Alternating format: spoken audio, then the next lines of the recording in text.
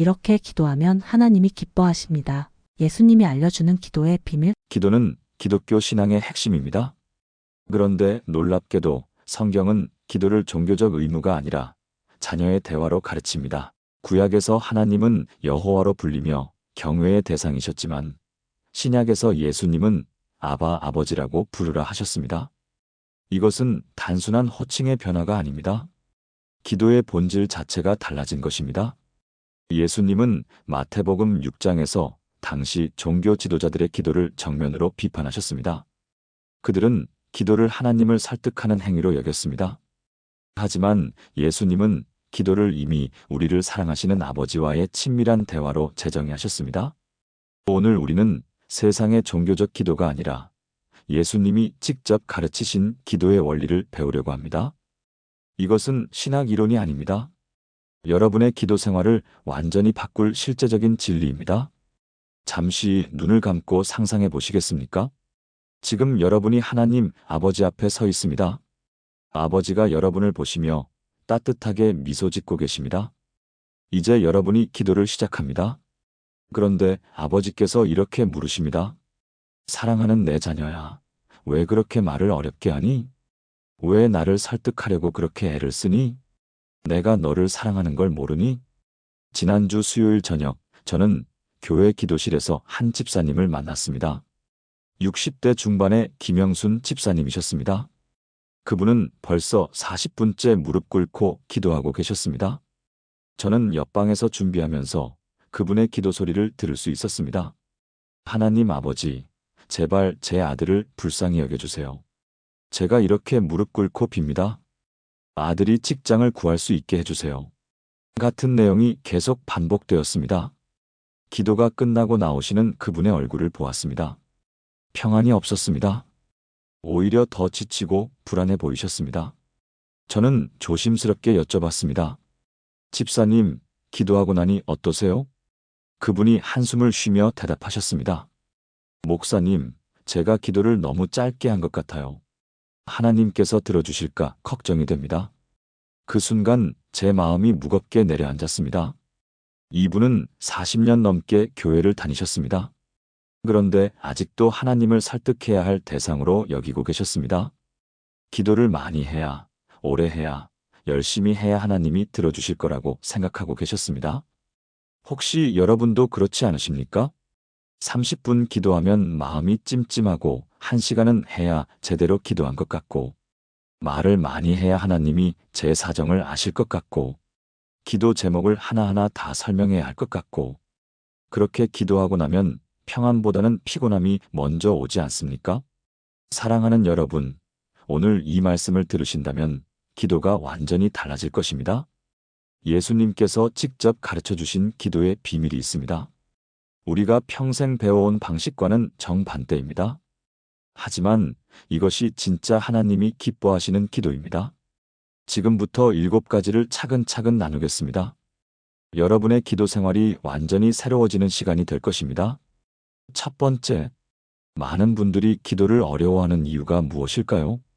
뭔가 그럴듯하게, 길게, 경건하게 해야 한다는 부담 때문입니다.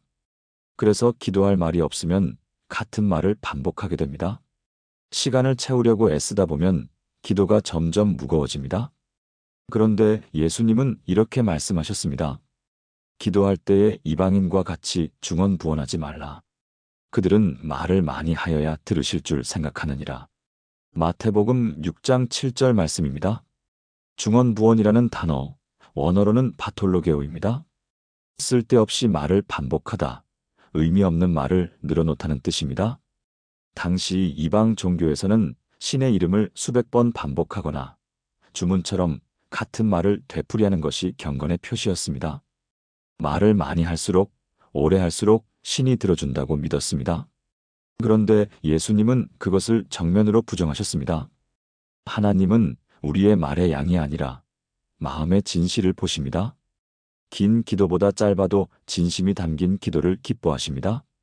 실제로 성경에 나오는 가장 강력한 기도들은 대부분 짧습니다.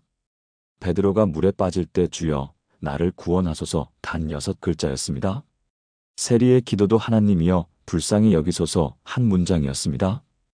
십자가 위의 강도도 예수여 당신의 나라에 임하실 때 나를 기억하소서 이 한마디로 구원받았습니다. 여러분, 이것이 기도입니다.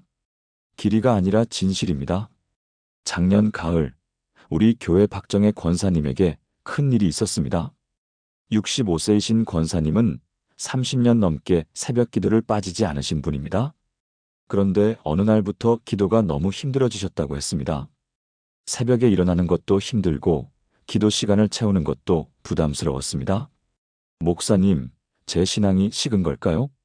상담하던 중에 제가 여쭤봤습니다. 권사님, 평소에 기도를 얼마나 하세요? 1시간은 해야 기도한 것 같아요. 그 1시간 동안 무슨 기도를 하세요? 그분이 잠시 말씀을 멈추셨습니다. 그리고 조용히 말씀하셨습니다. 사실 처음 10분 지나면 할 말이 없어요. 그래서 같은 말을 계속 반복하게 돼요. 저는 그분께 권유했습니다. 권사님, 이번 주부터는 10분만 기도해 보세요. 대신 정말 하고 싶은 말만 하세요. 짧아도 괜찮을까요? 괜찮습니다. 예수님이 그렇게 가르치셨으니까요. 2주 후 그분이 저를 찾아오셨습니다. 얼굴이 환해져 계셨습니다. 목사님, 기도가 이렇게 편한 줄 몰랐어요. 이제는 기도 시간이 기다려져요. 짧게 하니까 오히려 더 집중이 돼요. 하나님께 진짜 하고 싶은 말을 하게 되더라고요. 그분은 이제 5분에서 10분 정도 기도하십니다. 하지만 그 기도 안에 진심이 가득합니다. 기도 후의 표정이 달라졌습니다. 평안과 기쁨이 얼굴에 가득합니다. 사랑하는 여러분, 이제 기도의 길이에서 자유로워지십시오. 5분이면 충분합니다. 아니, 1분이라도 괜찮습니다. 하나님은 우리의 시계를 보지 않으십니다. 우리의 마음을 보십니다. 함께 기도해 보시겠습니까? 하나님 아버지, 기도를 길게 해야 한다는 부담에서 저를 자유롭게 하소서. 짧아도 진심을 담아 아버지께 나아가게 하소서. 말의 양이 아니라 마음의 진실로 기도하게 하소서. 오늘부터 저의 기도가 의무가 아니라 기쁨이 되게 하소서. 아버지와 자녀의 편안한 대화가 되게 하소서. 예수님의 이름으로 기도합니다. 아멘. 이 기도를 매일 고백해 보세요. 기도에 대한 부담이 내려갈 것입니다. 그럼 두 번째로 넘어가겠습니다. 두 번째, 우리가 하나님을 어떻게 부르느냐가 기도의 방향을 결정합니다. 많은 분들이 기도할 때 이렇게 시작합니다. 전능하신 하나님, 거룩하신 주님, 영광의 왕이신 하나님. 물론 틀린 말은 아닙니다. 하나님은 분명 전능하시고 거룩하신 분입니다. 그런데 예수님은 우리에게 다른 방식을 가르쳐 주셨습니다. 그러므로 너희는 이렇게 기도하라. 하늘에 계신 우리 아버지여. 마태복음 6장 9절입니다. 아버지입니다. 이 한 단어가 기도의 모든 것을 바꿉니다. 원어로는 파테르, 좀 더 친근한 형태로는 아바입니다. 당시 유대 사회에서 이것은 충격적인 가르침이었습니다. 유대인들은 하나님의 이름을 함부로 부르지 못했습니다. 여호와라는 이름조차 직접 발음하지 않았습니다. 대신 아도나이 주님라고 대체해서 불렀습니다. 하나님은 너무나 거룩하고 두려운 분이셨기 때문입니다. 그런데 예수님은 하나님을 아버지라고 부르라고 하셨습니다. 이것은 단순한 호칭의 변화가 아닙니다. 관계의 변화입니다. 우리가 더 이상 멀리 계신 하나님께 간청하는 종이 아니라 가까이 계신 아버지께 나아가는 자녀라는 것입니다. 자녀는 아버지 앞에서 형식을 갖출 필요가 없습니다. 그냥 아빠라고 부르면 됩니다. 그것이 아버지가 가장 듣고 싶어하는 호칭입니다. 올해 초 저희 교회에 새로 나오시기 시작한 이미숙 집사님이 계십니다. 58세이신 집사님은 다른 교회에서 25년을 신앙생활 하셨습니다. 그런데 기도에 대한 깊은 상처가 있으셨습니다. 예전 교회에서는 기도할 때 형식이 매우 엄격했다고 합니다. 반드시 거룩하신 하나님, 영광 받으실 주님 같은 수식어를 붙여야 했고, 편하게 기도하면 불경건하다는 지적을 받으셨답니다. 그래서 집사님은 항상 기도할 때 긴장하셨습니다. 말을 실수하면 어떡하나, 제대로 된 표현을 못하면 어떡하나. 기도가 시험 같았다고 하셨습니다. 어느 날 새벽 기도회에서 제가 이렇게 기도로 시작했습니다. 아버지, 오늘도 우리를 이 자리로 불러주셔서 감사합니다. 그냥 아버지라고만 불렀습니다. 예배 후에 집사님이 저를 찾아오셨습니다. 목사님, 기도할 때 그렇게만 불러도 돼요? 네, 예수님이 그렇게 가르치셨어요. 저는 25년 동안 그렇게 한 번도 기도 안 해봤어요. 이제부터 그렇게 해보세요. 그냥 아버지라고. 한 달쯤 지났을까요? 집사님이 간증을 나누셨습니다. 처음에는 너무 어색했어요. 불경스러운 것 같기도 했고요. 그런데 계속 아버지라고 부르다 보니까 어느 순간 눈물이 났어요. 하나님이 정말 제 아버지처럼 느껴졌어요. 그동안 저는 하나님을 먼 곳에 계신 무서운 분으로만 생각했나 봐요. 이제는 기도할 때마다 아버지 품에 안기는 것 같아요. 집사님의 얼굴이 달라졌습니다. 기도할 때의 표정이 편안해졌습니다. 예배 시간에 눈을 감고 기도하시는 모습에서 평안이 느껴집니다. 그분은 이제 기도를 두려워하지 않습니다. 오히려 기도 시간을 기다리십니다. 아버지를 만나는 시간이기 때문입니다. 여러분, 오늘부터 기도할 때 이렇게 시작해 보십시오. 아버지. 그냥 이 한 단어면 충분합니다. 수식어도 긴 서론도 필요 없습니다. 아버지께는 자녀의 목소리만으로도 충분합니다. 함께 기도하겠습니다. 하늘에 계신 나의 아버지, 제가 아버지를 아버지라고 부를 수 있음이 감사합니다. 멀리 계신 무서운 하나님이 아니라 가까이 계신 사랑의 아버지이심을 고백합니다. 오늘부터 저의 모든 기도가 아버지라는 이 친밀한 호칭으로 시작되게 하소서. 형식이 아니라 관계로, 의무가 아니라 사랑으로 아버지께 나아가게 하소서. 아버지의 자녀된 특권을 날마다 누리게 하소서. 예수님의 이름으로 기도합니다. 아멘. 이 고백을 매일 해보세요. 하나님과의 관계가 달라질 것입니다. 이제 세 번째로 넘어가겠습니다. 세 번째. 우리의 기도를 돌아보면 대부분 무엇입니까? 주세요, 해주세요, 도와주세요. 간구와 부탁이 대부분입니다. 물론 하나님께 구하는 것이 잘못된 것은 아닙니다. 성경도 구하라, 찾으라, 두드리라고 하셨으니까요. 그런데 문제는 기도의 시작과 끝이 모두 달라는 것뿐이라는 점입니다. 이것은 자녀의 기도가 아니라 거지의 기도입니다. 바울은 이렇게 말씀하셨습니다. 아무것도 염려하지 말고 다만 모든 일에 기도와 간구로 너희 구할 것을 감사함으로 하나님께 아뢰라. 빌립보서 4장 6절입니다. 감사함으로입니다. 구하되 감사함으로 구하라는 것입니다. 이것이 하나님이 기뻐하시는 기도의 순서입니다. 감사가 먼저이고 간구는 그 다음입니다. 왜 그럴까요? 감사는 우리가 이미 받은 것을 인정하는 행위이기 때문입니다. 하나님이 이미 우리에게 얼마나 많은 것을 주셨는지 기억하는 것입니다. 그 기억이 있을 때 우리의 간구는 욕심이 아니라 필요가 됩니다. 불평이 아니라 기대가 됩니다. 작년 여름 우리 교회 70대 초반의 한 집사님 부부에게 어려운 일이 있었습니다. 오랫동안 운영하시던 작은 가게가 재개발로 인해 문을 닫게 되었습니다. 나이가 있으셔서 새로운 일을 시작하기도 어려운 상황이었습니다.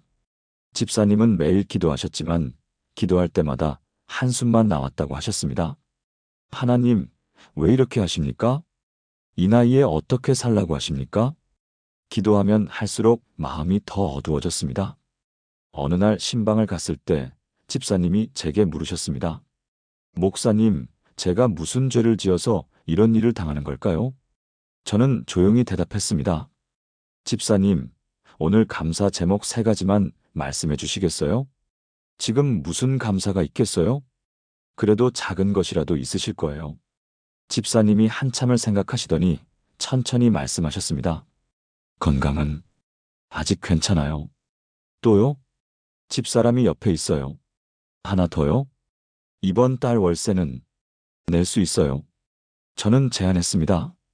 집사님, 이번 주부터 매일 아침 이 3가지를 먼저 감사하고 기도를 시작해 보세요. 그것만 하면 되나요? 네, 일주일만 해보세요. 2주 후에 다시 만났을 때 집사님의 표정이 조금 달라져 있었습니다. 목사님, 신기한 일이 생겼어요. 감사하고 나니까 불평할 게 별로 없더라고요. 그리고 하나님께 구할 게 뚜렷해졌어요. 살려주세요가 아니라 일할 기회를 주세요로 기도가 바뀌었어요. 한 달 후 집사님 부부는 아파트 단지에서 작은 반찬 가게를 열게 되었습니다. 큰 돈은 아니지만 생활하기에 충분했습니다. 지금 그분들은 매일 아침 감사 기도로 하루를 시작하십니다. 상황이 완전히 바뀐 건 아닙니다. 하지만 기도가 바뀌었습니다. 그러자 마음이 바뀌었습니다. 감사가 먼저일 때 우리는 하나님의 선하심을 기억하게 됩니다. 그리고 그 기억 위에서 우리는 담대히 구할 수 있습니다. 함께 기도하겠습니다. 하나님 아버지, 제게 이미 주신 것들을 기억하게 하소서. 오늘의 호흡, 오늘의 건강, 오늘의 가족, 오늘의 일용할 양식을 감사합니다. 작은 것 하나도 당연한 것이 없음을 고백합니다. 오늘부터 제 기도가 감사로 시작되게 하소서. 그리고 그 감사 위에서 제게 필요한 것을 담대히 구하게 하소서. 감사하는 마음으로 간구하는 기도의 능력을 경험하게 하소서. 예수님의 이름으로 기도합니다. 아멘. 오늘부터 기도를 시작하기 전 감사 제목 3가지를 먼저 고백해 보세요. 기도가 달라질 것입니다. 이제 4번째로 넘어가겠습니다. 4번째. 많은 분들의 기도를 들어보면 너무 포괄적이고 추상적입니다. 하나님, 축복해 주세요. 하나님, 은혜를 주세요. 하나님, 형통하게 하소서. 이런 기도는 듣기에는 경건해 보이지만 사실 초점이 없는 기도입니다. 무엇을 구하는지, 무엇이 필요한지 분명하지 않습니다. 예수님은 제자들에게 이렇게 가르치셨습니다. 오늘 우리에게 일용할 양식을 주시옵고. 마태복음 6장 11절 주기도문의 한 부분입니다. 일용할 양식입니다. 추상적인 축복이 아니라 구체적인 오늘의 양식입니다. 언젠가가 아니라 오늘입니다. 대충이 아니라 필요한 것입니다. 하나님은 우리가 구체적으로 구하기를 원하십니다. 왜냐하면 그것이 진짜 필요이기 때문입니다. 그리고 하나님은 진짜 필요를 아시고 채워주시는 분입니다. 또 한 가지 이유가 있습니다. 구체적으로 구해야 응답도 구체적으로 알 수 있기 때문입니다. 축복해 주세요라고 기도하면 무엇이 응답인지 알 수 없습니다. 하지만 이번 달 월세를 낼 수 있게 해주세요라고 기도하면 응답이 명확합니다. 그래야 우리가 하나님의 살아계심을 경험할 수 있습니다. 지난해 가을, 우리 교회 청년부에서 섬기시는 최순자 권사님의 이야기입니다. 권사님의 딸이 취업 준비를 2년째 하고 있었습니다. 권사님은 매일 딸을 위해 기도하셨습니다. 하나님, 우리 딸을 축복해 주세요. 좋은 직장을 주세요. 은혜를 베풀어 주세요. 하지만 시간이 갈수록 불안이 커졌습니다. 답답한 마음에 저를 찾아오셨습니다.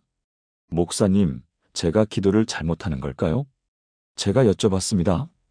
권사님, 딸에게 지금 가장 필요한 게 뭐라고 생각하세요? 좋은 직장이요. 좀 더 구체적으로는요? 권사님이 잠시 생각하시더니 말씀하셨습니다. 사실 이번 주 금요일에 면접이 있어요. 그게 제일 걱정이에요. 그럼 그것을 위해 구체적으로 기도해 보세요. 어떻게요? 금요일 면접에서 긴장하지 않고 준비한 것을 잘 표현하게 해주세요라고 기도해 보세요. 권사님이 놀란 표정으로 물으셨습니다. 그렇게 구체적으로 기도해도 돼요? 물론입니다. 하나님은 우리의 구체적인 필요를 아시고 들어주시는 분입니다. 권사님은 그날부터 매일 금요일 면접을 위해 구체적으로 기도하셨습니다. 금요일이 되었습니다. 면접을 마친 딸이 전화를 했습니다. 엄마, 신기한 일이 있었어요. 평소 같으면 긴장해서 떨렸을 텐데 오늘은 차분하게 말할 수 있었어요. 준비한 걸 다 이야기할 수 있었어요. 2주 후 합격 통보가 왔습니다. 권사님이 간증하시면서 눈물을 흘리셨습니다. 목사님, 하나님이 정말 살아계신 걸 느꼈어요. 제 기도를 하나하나 들으시는 걸 경험했어요. 이제는 무엇이든 구체적으로 기도하게 돼요. 그러면 응답도 구체적으로 보이더라고요. 권사님의 기도 생활이 완전히 바뀌었습니다. 이제는 추상적인 기도가 아니라 매일의 구체적인 필요를 위해 기도하십니다. 그리고 그 기도들이 하나하나 응답되는 것을 경험하고 계십니다. 여러분도 오늘부터 구체적으로 기도해 보십시오. 축복해 주세요가 아니라 이것을 주세요. 은혜 주세요가 아니라 이 상황에서 지혜를 주세요. 구체적으로 구할 때 하나님의 응답도 구체적으로 경험하게 됩니다. 함께 기도하겠습니다. 하나님 아버지, 제게 정말 필요한 것이 무엇인지 알게 하소서. 막연한 기도가 아니라 오늘의 구체적인 필요를 위해 기도하게 하소서. 제가 구한 것을 아버지께서 이루어 주실 때 그것을 분명히 알아보게 하소서. 작은 응답 하나하나를 통해 아버지의 살아계심을 경험하게 하소서. 구체적으로 구하고 구체적으로 감사하는 믿음을 주소서. 예수님의 이름으로 기도합니다. 아멘. 구체적으로 구하십시오. 하나님은 구체적으로 응답하십니다. 이제 5번째로 넘어가겠습니다. 5번째. 기도에는 2가지 종류가 있습니다. 하나는 간구하는 기도이고 다른 하나는 선포하는 기도입니다. 많은 분들이 간구만 하고 선포는 하지 않습니다. 주세요, 해주세요, 도와주세요만 반복합니다. 물론 간구도 중요합니다. 하지만 선포도 필요합니다. 선포는 하나님의 약속을 붙잡고 선언하는 것입니다. 하나님이 하셨습니다. 하나님이 하실 것입니다. 라고 믿음으로 고백하는 것입니다. 예수님은 이렇게 말씀하셨습니다. 그러므로 내가 너희에게 말하노니 무엇이든지 기도하고 구하는 것은 받은 줄로 믿으라. 그리하면 너희에게 그대로 되리라. 마가복음 11장 24절입니다. 받은 줄로 믿으라입니다. 아직 받지 않았지만 받은 것처럼 믿으라는 것입니다. 이것이 선포적 기도입니다. 주실 것입니다가 아니라 주셨습니다. 하실 것입니다가 아니라 하셨습니다. 이미 이루어진 것처럼 고백하는 것입니다. 이것은 긍정적 사고나 자기 최면이 아닙니다. 하나님의 약속에 근거한 믿음의 고백입니다. 몇 년 전 우리 교회 김성호 집사님에게 큰 시련이 있었습니다. 소규모 사업을 하시는데 거래처가 갑자기 파산하면서 큰 손실을 입으셨습니다. 빚이 생겼고 당장 다음 달 급여도 어려운 상황이었습니다. 집사님은 매일 기도하셨지만 기도할 때마다 두려움만 커졌습니다. 하나님, 제발 도와주세요. 어떻게 하면 좋습니까? 이 상황을 해결해 주세요. 어느 날 새벽 기도회에서 제가 선포적 기도에 대해 설교했습니다. 예배 후에 집사님이 찾아오셨습니다. 목사님, 저도 그렇게 기도해보고 싶은데 솔직히 믿어지지 않아요. 지금 상황이 너무 어둡거든요. 저는 집사님과 함께 성경을 펼쳤습니다. 집사님, 빌립보서 4장 19절을 함께 읽어볼까요? 나의 하나님이 그리스도 예수 안에서 영광 가운데 그 풍성한 대로 너희 모든 쓸 것을 채우시리라. 이 말씀을 믿으세요? 믿습니다. 그럼 이 말씀을 붙잡고 선포해 보세요. 하나님이 제 모든 필요를 채우십니다라고. 집사님이 조금 망설이시더니 천천히 고백하셨습니다. 하나님이 제 모든 필요를 채우십니다. 더 담대히 해보세요. 하나님이 제 모든 필요를 채우십니다. 그날부터 집사님은 매일 아침 이 말씀을 붙잡고 선포하셨습니다. 처음에는 입으로만 하는 것 같았다고 합니다. 하지만 2주, 3주 계속하시면서 변화가 생기기 시작했습니다. 불안이 줄어들었습니다. 상황을 바라보는 시각이 달라졌습니다. 문제만 보이던 것에서 가능성도 보이기 시작했습니다. 한 달쯤 지났을 때 작은 변화가 시작되었습니다. 예전에 거래하던 회사에서 다시 연락이 왔습니다. 새로운 프로젝트를 함께 하자는 제안이었습니다. 규모는 크지 않았지만 당장의 어려움을 넘길 수 있었습니다. 3개월 후 집사님은 간증을 나누셨습니다. 목사님, 기적 같은 일이 일어났어요. 상황이 하루아침에 바뀐 건 아니에요. 하지만 하나하나 길이 열리더라고요. 선포하면서 하나님이 정말 일하고 계신다는 확신이 생겼어요. 그 확신이 제 마음을 바꿨고 제 행동을 바꿨어요. 지금 집사님은 완전히 회복되셨습니다. 빚도 다 갚으셨고 사업도 안정을 찾았습니다. 무엇보다 집사님의 기도가 달라졌습니다. 이제는 간구만 하는 것이 아니라 하나님의 약속을 선포하십니다. 그리고 그 선포가 현실이 되는 것을 경험하고 계십니다. 여러분도 오늘부터 선포하는 기도를 시작하십시오. 성경의 약속을 붙잡고 하나님이 하십니다라고 담대히 고백하십시오. 함께 기도하겠습니다. 하나님 아버지, 아버지의 약속을 믿습니다. 아버지는 제 모든 필요를 채우십니다. 아버지는 저와 함께 하십니다. 아버지는 저를 결코 버리지 않으십니다. 이 약속을 붙잡고 오늘 제 입으로 담대히 선포합니다. 아버지는 선하시고 신실하시며 능력이 있으십니다. 제가 구한 것을 이미 들으셨고 응답하고 계심을 믿습니다. 예수님의 이름으로 기도합니다.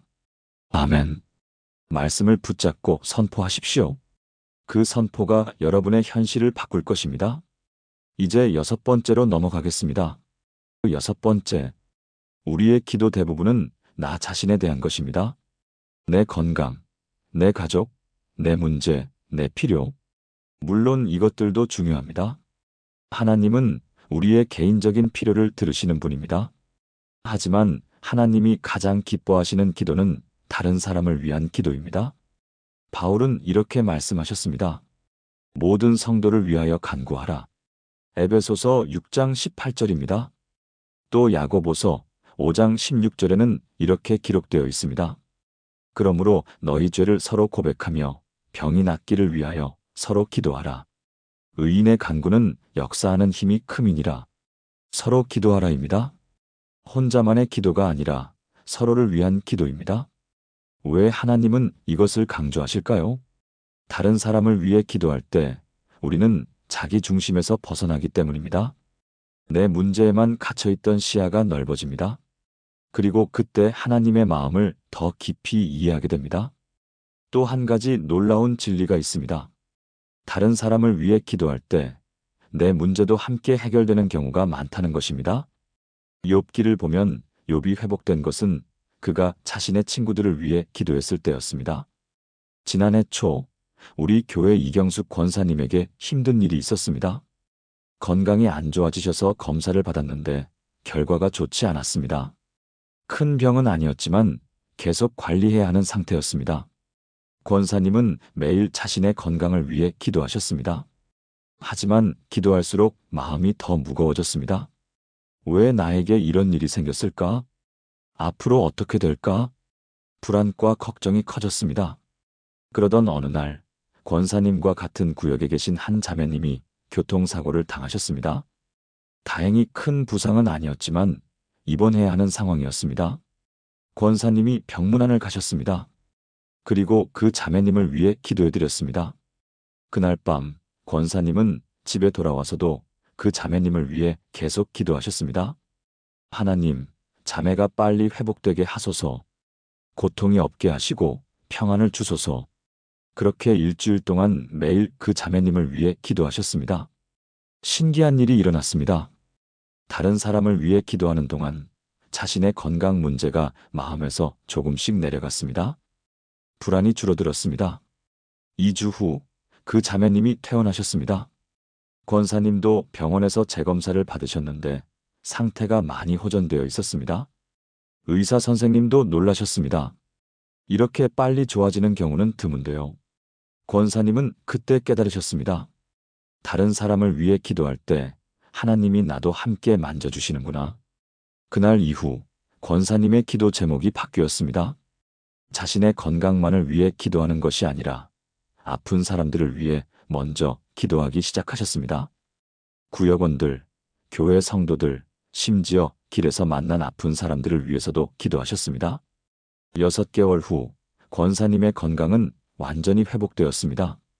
무엇보다 권사님의 얼굴이 밝아졌습니다. 목사님, 저는 이제 제 병을 위해서는 거의 기도 안 해요. 대신 다른 사람들을 위해 기도해요. 그런데 신기하게 저는 더 건강해졌어요. 그리고 기도하는 게 이렇게 기쁜 줄 몰랐어요. 여러분, 이것이 하나님의 방법입니다. 다른 사람을 위해 기도할 때 우리도 함께 치유받습니다. 다른 사람을 축복할 때 우리도 함께 축복받습니다. 함께 기도하겠습니다. 하나님 아버지, 제 주변의 아픈 사람들을 보게 하소서. 힘든 사람들, 외로운 사람들, 도움이 필요한 사람들을 기억하게 하소서. 오늘부터 제 기도 제목에 다른 사람들을 포함시키게 하소서. 그들을 위해 기도할 때 저도 함께 치유받고 회복됨을 경험하게 하소서. 주는 것이 받는 것보다 복되다는 이 진리를 기도로 경험하게 하소서. 예수님의 이름으로 기도합니다. 아멘. 오늘부터 다른 사람을 위해 기도해 보십시오. 하나님이 여러분도 함께 축복하실 것입니다. 이제 7번째, 마지막 비밀을 나누겠습니다. 7번째, 마지막 비밀은 가장 중요하면서도 가장 어려운 비밀입니다. 우리가 구하고 간구하고 선포하는 모든 기도 끝에는 이 한 문장이 있어야 합니다. 그러나 제 뜻대로 마옵시고 아버지 뜻대로 하옵소서. 예수님께서 겟세마네 동산에서 기도하신 그 기도입니다. 마태복음 26장 39절입니다. 내 아버지여 만일 할만하시거든 이 잔을 내게서 지나가게 하옵소서. 그러나 나의 원대로 마시옵고 아버지의 원대로 하옵소서. 예수님조차도 자신의 뜻을 내려놓고 아버지의 뜻에 맡기셨습니다. 이것이 기도의 완성입니다. 우리가 구하되 강요하지 않습니다. 우리가 원하되 고집하지 않습니다. 최종 결정은 하나님께 맡깁니다. 왜냐하면 하나님의 생각이 우리의 생각보다 높고 하나님의 길이 우리의 길보다 높기 때문입니다. 많은 분들이 이 부분에서 오해를 합니다. 하나님 뜻대로 하소서라고 기도하는 것이 체념이나 포기라고 생각합니다. 어차피 하나님 마음대로 하실 거니까. 아닙니다. 이것은 포기가 아니라 신뢰입니다. 하나님의 선하심과 지혜를 믿는 것입니다. 내가 원하는 것이 항상 최선이 아닐 수 있다는 겸손입니다. 몇 년 전 우리 교회 청년부 총무로 섬기던 한 자매님의 이야기입니다. 당시 30대 초반이었던 자매님은 결혼을 간절히 소망하고 있었습니다. 주변 친구들이 하나둘 결혼하는 모습을 보며 마음이 조급해졌습니다. 자매님은 매일 기도했습니다. 하나님, 올해 안에 배우자를 만나게 해주세요. 제발 좋은 사람을 보내주세요. 그런데 시간이 갈수록 기도가 무거워졌습니다. 하나님은 왜 제 기도를 들어주지 않으실까? 제가 뭘 잘못한 걸까? 어느 날 상담하러 오셨을 때 저는 조심스럽게 말씀드렸습니다. 자매님, 기도 마지막에 이렇게 덧붙여보는 건 어떨까요? 그러나 제 원대로 마시옵고 하나님 뜻대로 하옵소서라고요. 자매님이 반문하셨습니다. 그럼 제 소원은 어떻게 되나요? 그 소원을 하나님께 맡기는 거예요. 하나님의 때가 따로 있을 수 있고 하나님의 방법이 따로 있을 수 있으니까요. 자매님은 쉽게 받아들이지 못하셨습니다. 하지만 며칠 후 다시 오셔서 말씀하셨습니다. 목사님, 해봤어요. 처음엔 정말 어색했어요. 내 소원을 포기하는 것 같았거든요. 그런데 그렇게 기도하니까 조급함이 내려가더라고요. 하나님이 더 좋은 계획이 있을 거야 라는 생각이 들었어요. 그날 이후 자매님의 기도가 바뀌었습니다. 하나님, 배우자를 주세요. 그러나 하나님의 때에 하나님의 방법으로 주세요. 그리고 기다렸습니다. 1년이 지났습니다. 자매님은 더 이상 조급해하지 않았습니다. 대신 자신의 신앙을 더 깊이 있게 준비하는 시간으로 삼았습니다. 성경 공부도 시작하고 봉사도 더 열심히 하셨습니다. 2년째 되던 해 선교 단기팀에 참여하셨습니다. 그곳에서 한 청년을 만났습니다. 같은 마음으로 섬기고 같은 비전을 가진 사람이었습니다. 6개월 후 두 사람은 결혼했습니다. 결혼식 날 자매님이 제게 와서 말씀하셨습니다.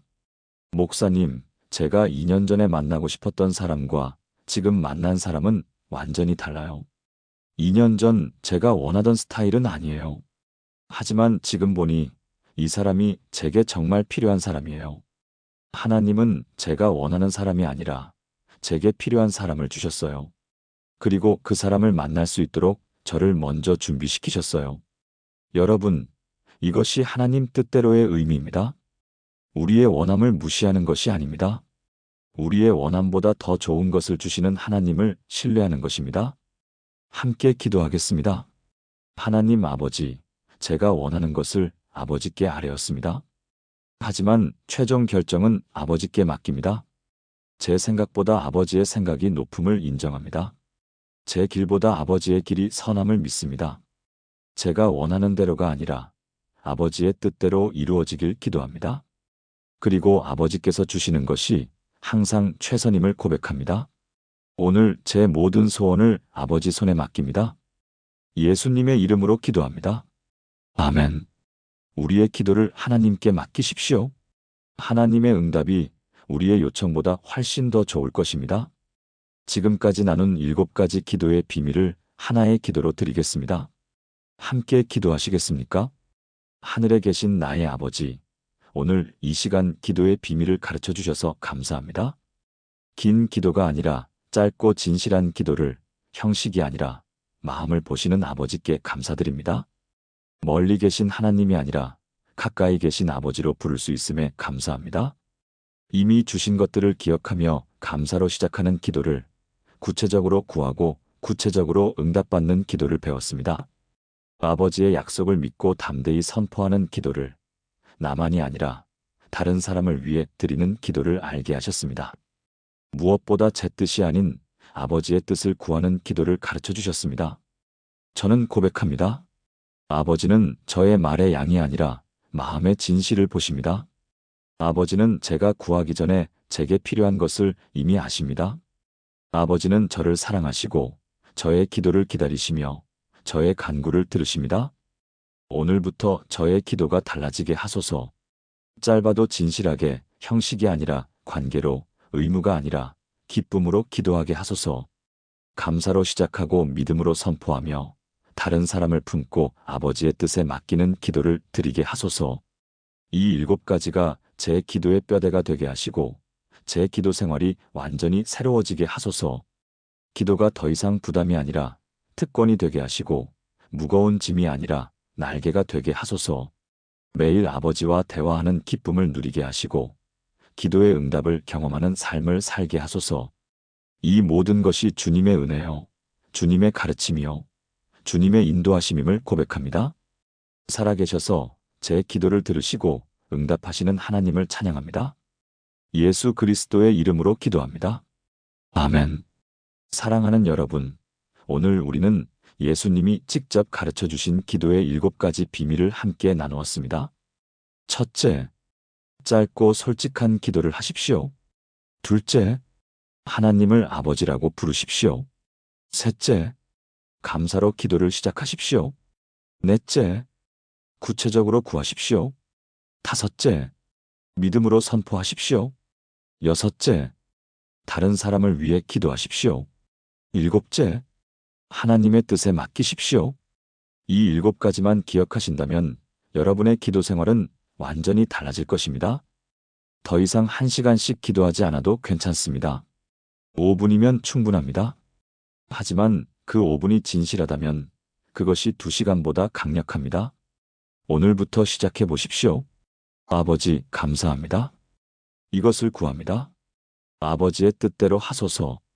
이 간단한 기도가 여러분의 삶을 변화시킬 것입니다. 오늘의 성경 한 구절 묵상입니다. 가끔은 내 믿음이 너무 작아 보이고 기도해도 변화가 없는 것처럼 느껴질 때가 있습니다.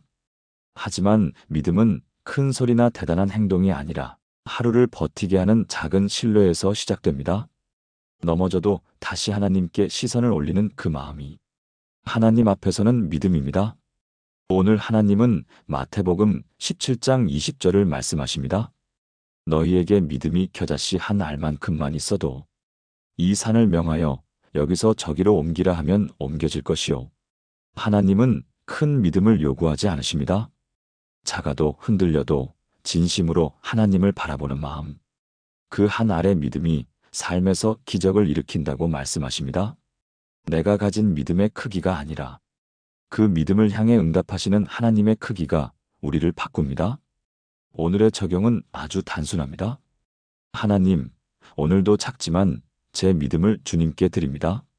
이 한 문장을 조용히 올려드리면 흔들리던 마음이 조금씩 안정되고 마치 겨자씨가 자라듯 믿음이 자라기 시작할 겁니다. 결국 하나님은 작은 믿음 하나에도 큰 일을 시작하시는 분입니다. 오늘도 그 은혜가 당신의 하루에 조용히 스며들길 바랍니다.